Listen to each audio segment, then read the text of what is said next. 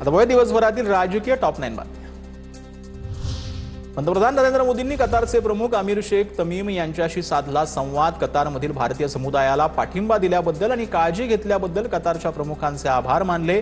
48 तासात पंतप्रधानांनी 8 देशांच्या प्रमुखांशी संवाद साधला।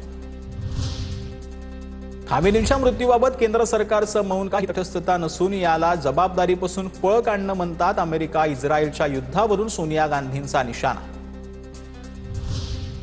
राज्यसभा निवडणुकीत रामदास आठवलेंचा पत्ता कट होण्याची शक्यता। भाजपचे अध्यक्ष नितीन नबीन यांच्याकडून आठवलेंना उमेदवारी मिळणार नसल्याची कल्पना। मुंबईत येत्याच आठवलेंनी मुख्यमंत्र्यांची भेट घेतली।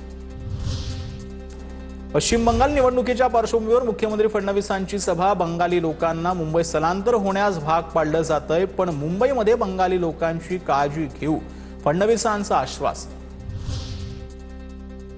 राज्यसभेच्या जागेबाबत अजून कोणताही निर्णय झालेला नाही। ट्विट करत आदित्य ठाकरेंनी केलं स्पष्ट, लवकरच मवियाचे तिन्ही पक्ष एकत्र येऊन निर्णय घेतील। आदित्य ठाकरेंची माहिती।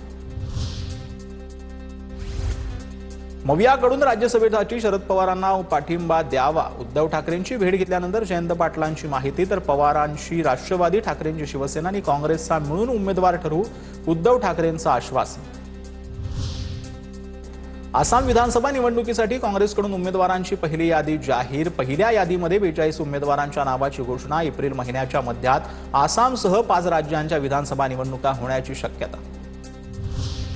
आमदार रोहित पवारांची उद्या 11 वाजता पत्रकार परिषद। अजित पवारांच्या विमान अपघातासंदर्भात रोहित पवार कोणते नवीन मुद्दे मांडणार याकडे लक्ष।